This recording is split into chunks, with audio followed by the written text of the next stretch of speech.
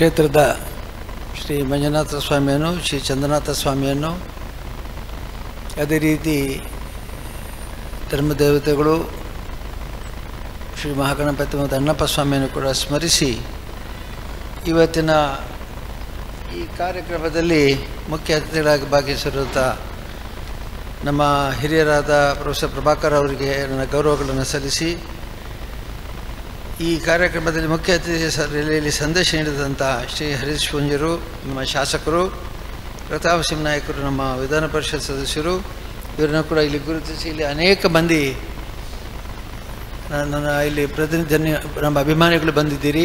ನಿಮ್ಮೆಲ್ಲರನ್ನು ಕೂಡ ಗುರುತಿಸಿ ನನ್ನ ಸಹೋದರರು ಸುರೇಂದ್ರ ಮತ್ತು ಹರ್ಷೇಂದ್ರ ಇಲ್ಲಿ ಇವತ್ತು ಕಾರ್ಯಕ್ರಮದಲ್ಲಿ ವ್ಯವಸ್ಥಿತವಾಗಿ ಎಲ್ಲ ಕಾರ್ಯ ನಡೆಸಲು ಪ್ರಯತ್ನ ಸೇವೆ ಮಾಡ್ತಾ ಇದ್ದಾರೆ.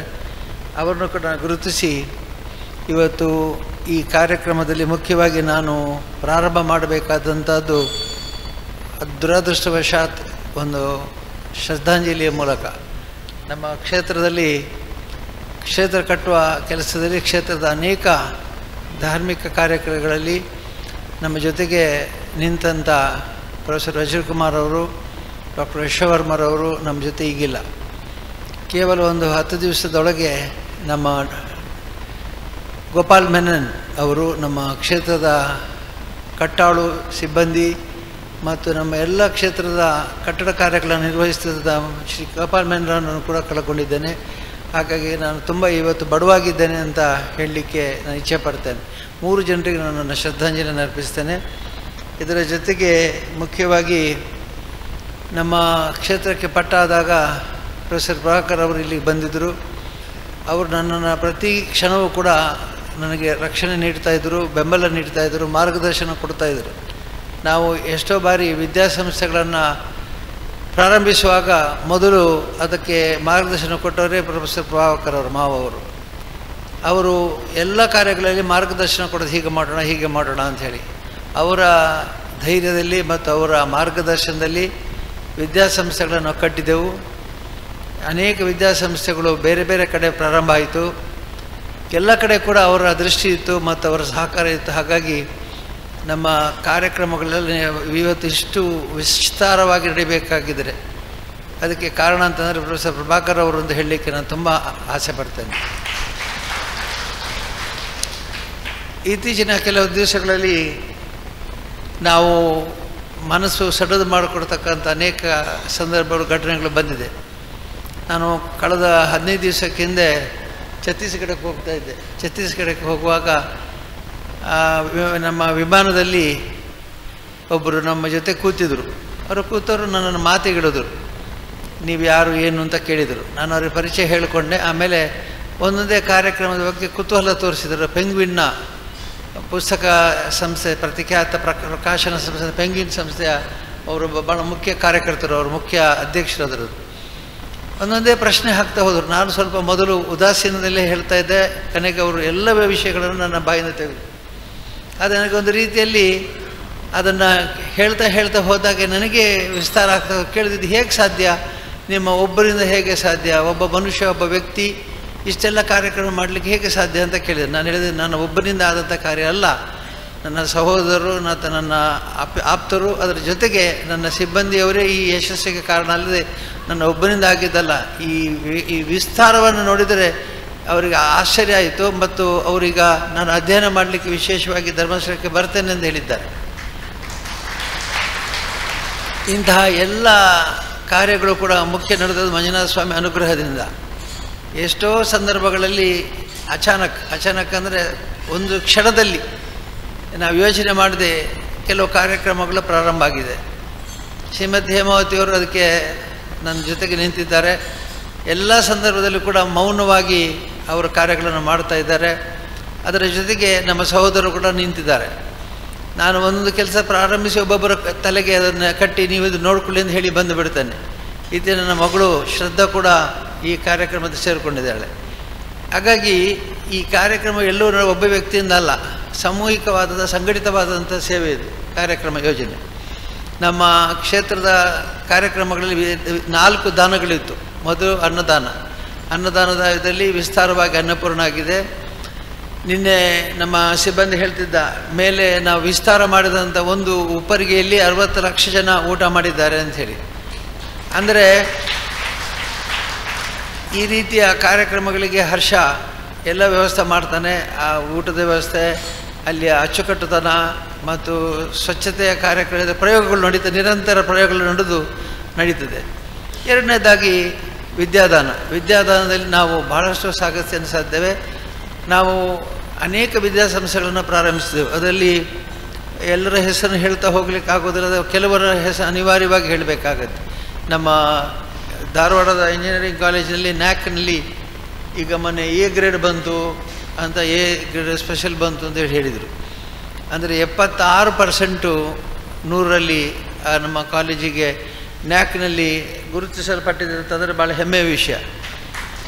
ಅದರ ಜೊತೆಗೆ ನಮ್ಮ ಮೆಡಿಕಲ್ ಕಾಲೇಜಿನಲ್ಲಿ ನನ್ನ ಭಾವ, ನನ್ನ ತಂಗಿ ಲತಾ ಮತ್ತು ನಿರಂಜನ್ ಅವರು ಭಾಳ ವಿಶೇಷವಾದ ಸೇವೆಯನ್ನು ಮಾಡ್ತಾಯಿದ್ದಾರೆ. ಅದರಲ್ಲಿ ದಿವಸಕ್ಕೆ ಸುಮಾರು 2,500 ರೋಗಿಗಳು, ದಿವಸಕ್ಕೆ 2,500 ರೋಗಿಗಳು ಅಲ್ಲಿ ಇದ್ದಾರೆ.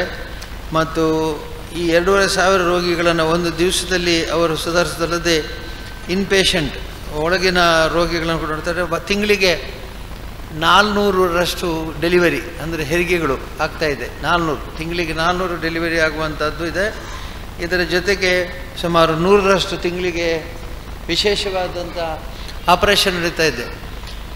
ಕಿಡ್ನಿ ಟ್ರಾನ್ಸ್ಪ್ಲಾಂಟ್ ಇತ್ತೀಚೆಗೆ ತಾನೇ ಒಂದು 6 ತಿಂಗಳಿಂದ ಈಚೆಗೆ ಕಿಡ್ನಿ ಬದಲಾವಣೆಯ ಜೋಡಣೆಯ ಒಂದು ಕಾರ್ಯಕ್ರಮನ ಪ್ರಾರಂಭಿಸಿದರು.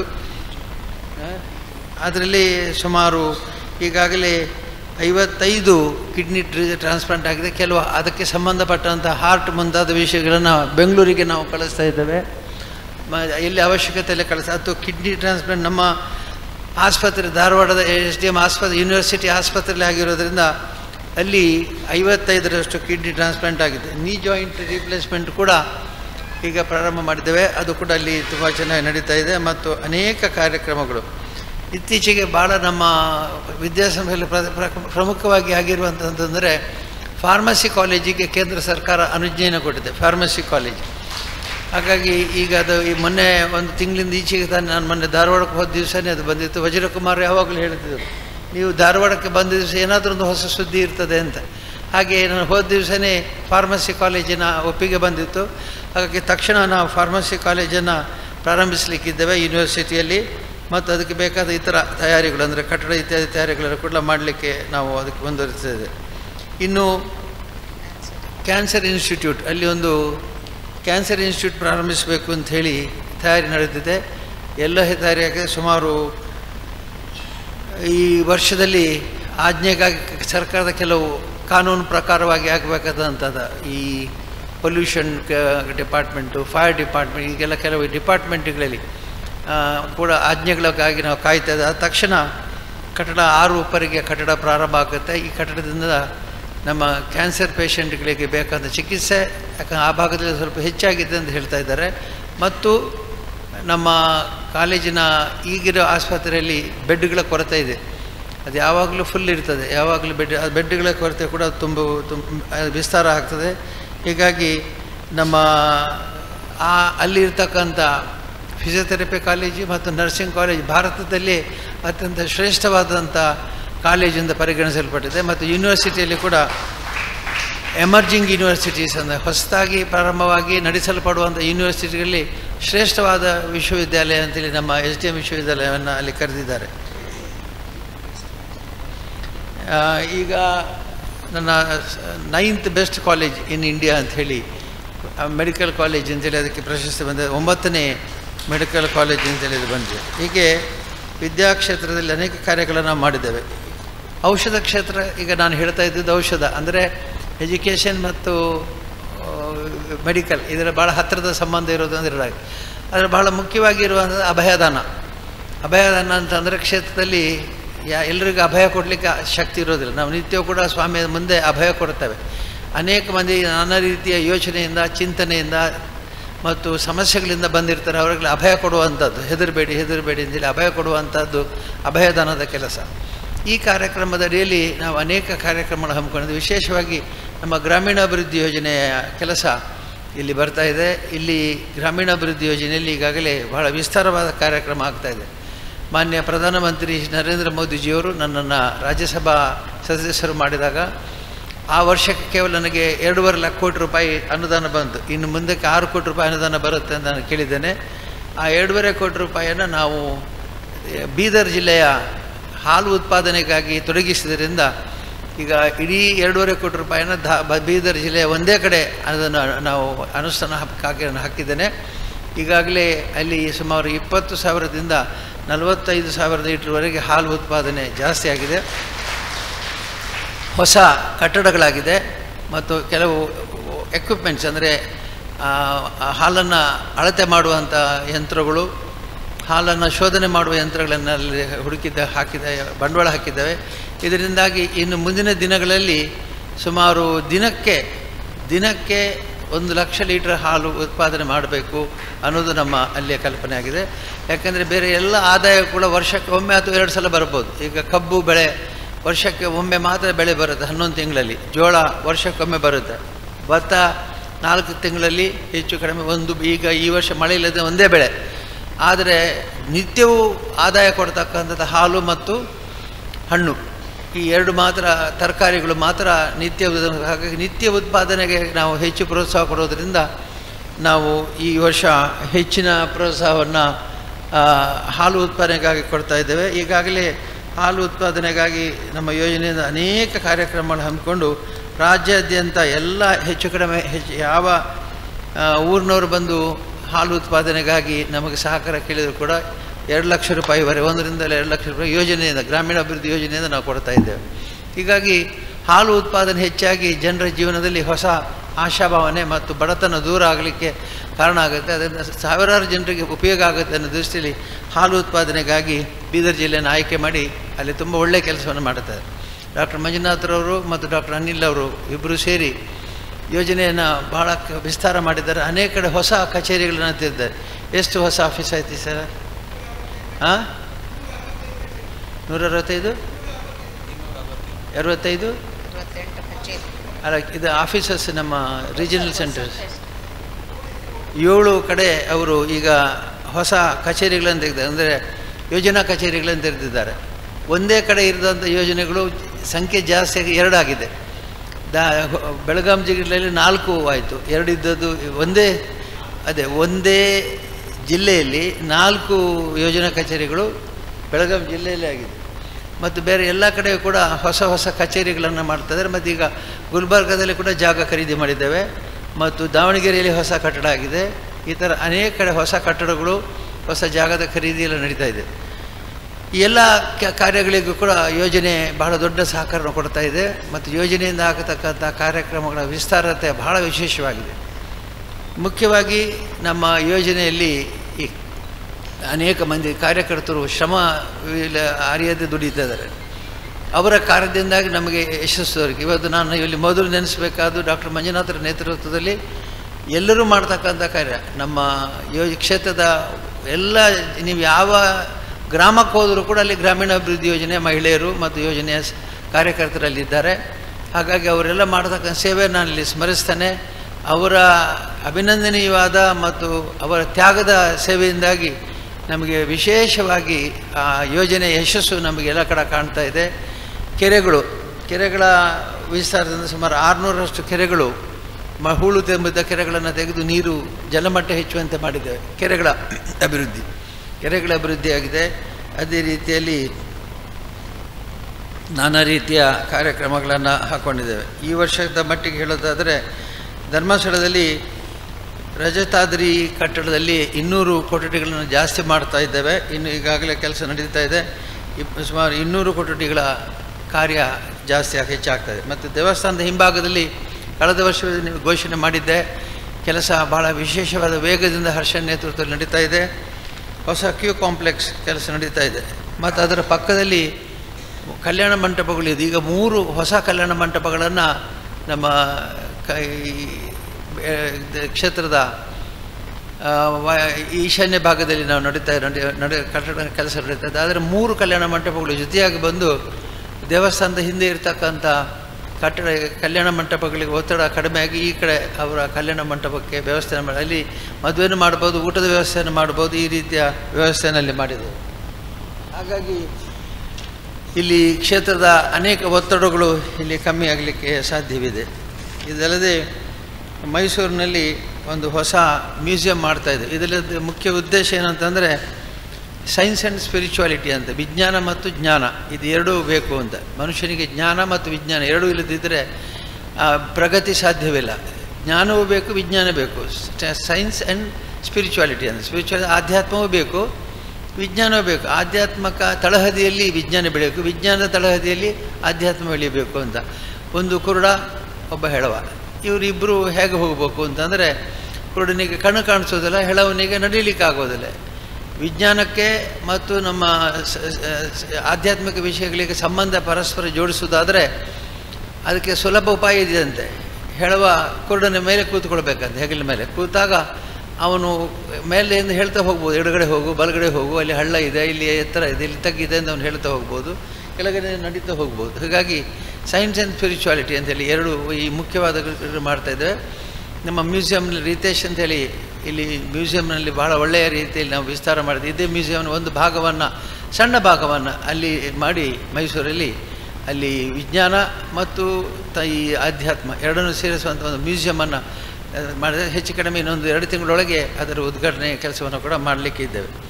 ಇದೇ ರೀತಿಯಲ್ಲಿ ಅನೇಕ ಕಾರ್ಯಗಳು ನಾನು ಹೇಳಿದಾಗೆ ಈ ಅಭಯದಾನದ ಹೆಸರಿನಲ್ಲಿ ಅನೇಕ ಕಾರ್ಯಕ್ರಮಗಳು ನಡೆಯುತ್ತೆ. ಅಭಯದಾನ ಇದರಲ್ಲಿ ದೇವಸ್ಥಾನದಲ್ಲಿ ಆಗುತ್ತಿರುವಂಥ ಅನೇಕ ಕಾರ್ಯಗಳು, ಇದರಲ್ಲಿ ನಮ್ಮ ಕ್ಷೇತ್ರದಲ್ಲಿ ಈಗ ಎಲ್ಲರೂ ಇಲ್ಲಿ ಇದ್ದೀರಿ, ವಿಶೇಷವಾಗಿ ಎಲ್ಲ ಸಂಸ್ಥೆಗಳ ಮುಖ್ಯಸ್ಥರಲ್ಲಿ ಇದ್ದೀರಿ.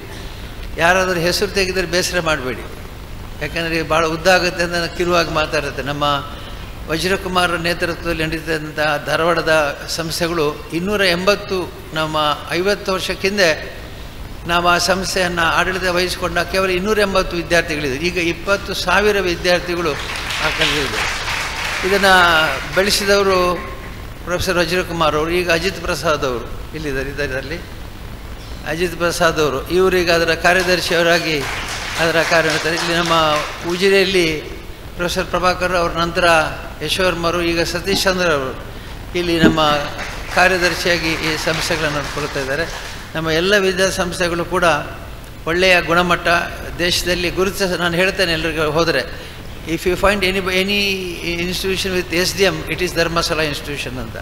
50ರ ಒಳಗೆ ಇರ್ತದೆ ನಮ್ಮದು ಯಾವಾಗಲೂ. ದೇಶದ ಅತ್ಯಂತ ಉತ್ತಮ ಸಂಸ್ಥೆಗಳ 50 ಸಂಸ್ಥೆಗಳ ಒಳಗೆ ನಮ್ಮ ಸಂಸ್ಥೆ ಹೆಸರಿದೆ. ಹೀಗಾಗಿ ನಾನು ಎಲ್ಲ ಮುಖ್ಯಸ್ಥರು, ಇಲ್ಲಿ ಕೆಲವರು ಮುಖ್ಯಸ್ಥರಿದ್ದಾರೆ, ಕೆಲವರು ಇಲ್ಲಿ ಅವರ ಪ್ರತಿನಿಧಿಗಳು ಬಂದಿದ್ದೀರಿ, ಕೆಲವರು ಬೆಳಿಗ್ಗೆ ಬಂದು ಹೋಗಿದ್ದೀರಿ.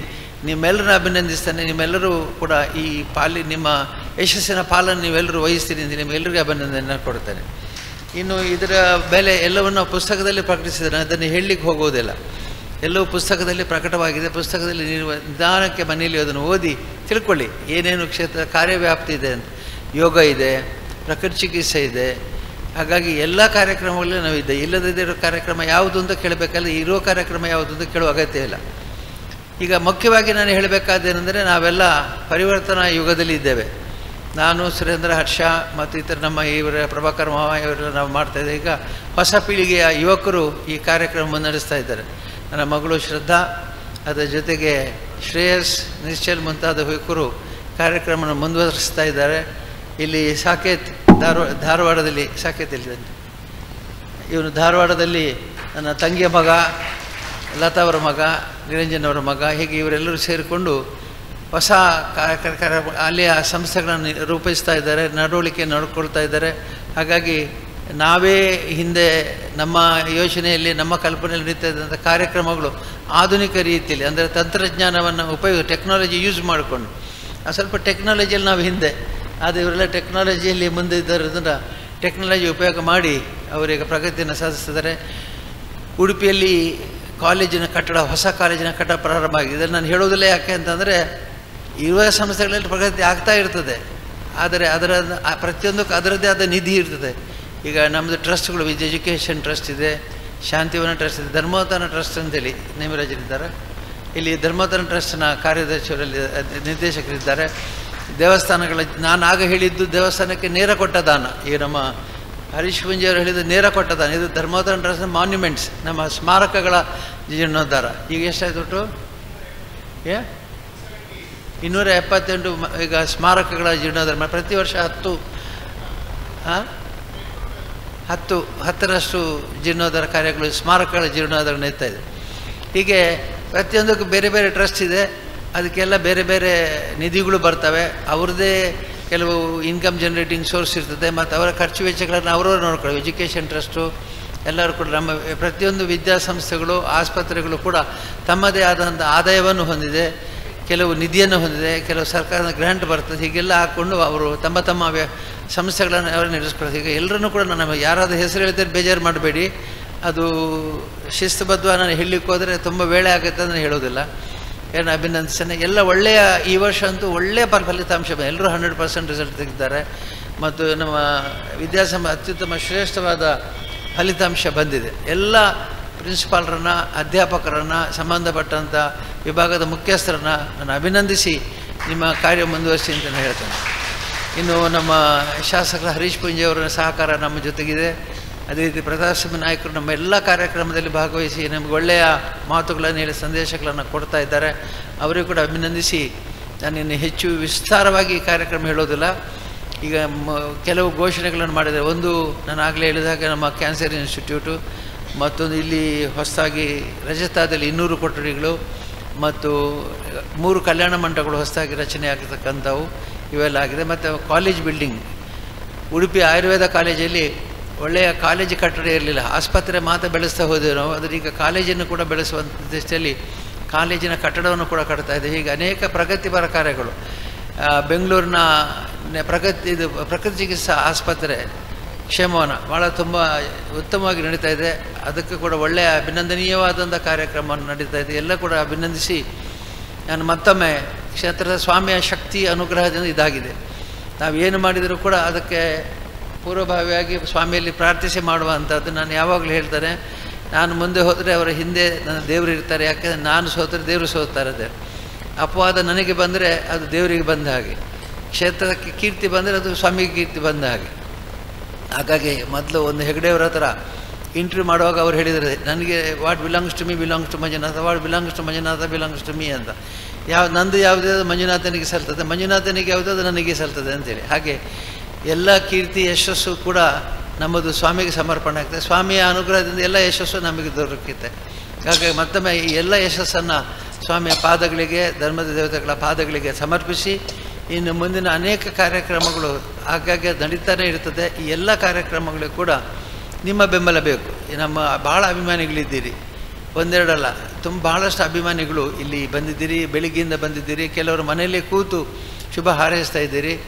ಎಲ್ಲರಿಗೂ ಕೂಡ ನಾನು ನಿಮ್ಮ ಪ್ರೀತಿಗೆ, ನಿಮ್ಮ ಅಭಿಮಾನಕ್ಕೆ, ನಿಮ್ಮ ಸಂತೋಷಕ್ಕೆ, ನಿಮ್ಮ ಪ್ರೋತ್ಸಾಹಕ್ಕೆ ನಿಮಗೆಲ್ಲ ಒಳ್ಳೆಯದಾಗಲಿ. ಸ್ವಾಮಿ ಮಂಜುನಾಥ ಅನುಗ್ರಹ ಇಲ್ಲಿ ನಿಮಗೆಲ್ಲ ಆಯುರಾರೋಗ್ಯ ಕೊಟ್ಟು ದೇವರು ಕಾಪಾಡಲಿ ಅಂತ ಪ್ರಾರ್ಥಿಸಿ ಎಲ್ಲರೂ ಮತ್ತೊಮ್ಮೆ ಅಭಿನಂದನೆ ಕೊಡ್ತೇನೆ. ನಮ್ಮ ಹೇಮಾವತಿಯವರು ಅನೇಕ ಹೊಸ ಹೊಸ ಕಾರ್ಯಕ್ರಮಗಳನ್ನ ಅವರು ಕೂಡ ಮಾಡ್ತಾರೆ. ಉದಾಹರಣೆಗೆ ವಾತ್ಸಲ್ಯ ಅಂಥೇಳಿ ಮನೆಯ ಕಾರ್ಯಕ್ರಮವನ್ನು, ವಯಸ್ಸಾದವರಿಗೆ ಮನೆ ಕಟ್ಟಿಕೊಡುವ ಕಾರ್ಯಕ್ರಮ ಮಾಡಿದ್ದಾರೆ. ಇದರಿಂದಾಗಿ ಭಾಳಷ್ಟು ಕಡೆ ವೃದ್ಧರಿಗೆ ಮನೆಯಾಗಿದೆ. ಜ್ಞಾನ ವಿಕಾಸ ಅಂಥೇಳಿ 1 ಲಕ್ಷಕ್ಕಿಂತ ಹೆಚ್ಚು ಜನ ದಿನ ಯೂಟ್ಯೂಬಲ್ಲಿ ಜ್ಞಾನ ವಿಕಾಸ ಸಂದೇಶಗಳನ್ನು ನೋಡ್ತಾ ಇದ್ದಾರೆ. ಅನೇಕ ಕಾರ್ಯಕ್ರಮಗಳನ್ನು ಅವರು ಮಾಡ್ತಾರೆ. ಅದು ನಾವು ಮನೆಯಲ್ಲಿ ಕೂತು ಮಾಡುವಂಥ ಕಾರ್ಯಕ್ರಮ ಹೊರಗೆ ಪ್ರಕಟ ಆಗೋದಿಲ್ಲ. ಅದರಿಂದ ಈ ಸಾರ್ವಜನಿಕವಾಗಿ ನಾವು ಅವರ ಕಾರ್ಯಕ್ರಮ ಮೆಚ್ಚುಗೆಯನ್ನು ಸೂಚಿಸಬೇಕಾಗತ್ತೆ ಅಂತ ಹೇಳ್ತಾ ಅವರಿಗೂ ಶುಭವನ್ನು ಹಾರೈಸಿ, ಎಲ್ಲರಿಗೂ ಕೂಡ ನನ್ನ ಸಹೋದರರು ಕೂಡ ನನ್ನ ಜೊತೆ ಈ ಸೇವೆ ಮಾಡಿದ್ದಾರೆ. ನನ್ನ ಎಲ್ಲ ಸುಖ ಕಷ್ಟಗಳಲ್ಲಿ ಅವರು ಕೂಡ ಭಾಗಿಗಳಾಗಿದ್ದಾರೆ. ಅವರೆಲ್ಲರಿಗೂ ಕೂಡ ಶ್ರೀ ಮಂಜುನಾಥ ಸ್ವಾಮಿ ಆಶೀರ್ವಾದವನ್ನು ಕೋರ್ತಾರೆ.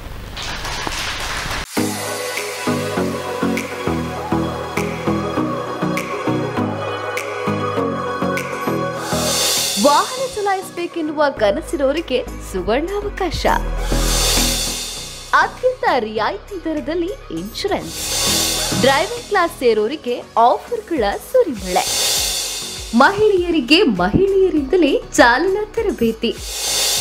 ಸಾರಥಿ ಮೋಟಾರ್ ಡ್ರೈವಿಂಗ್ ಸ್ಕೂಲ್, ಕಾಲೇಜ್ ರಸ್ತೆ, ಉಜಿರೆ.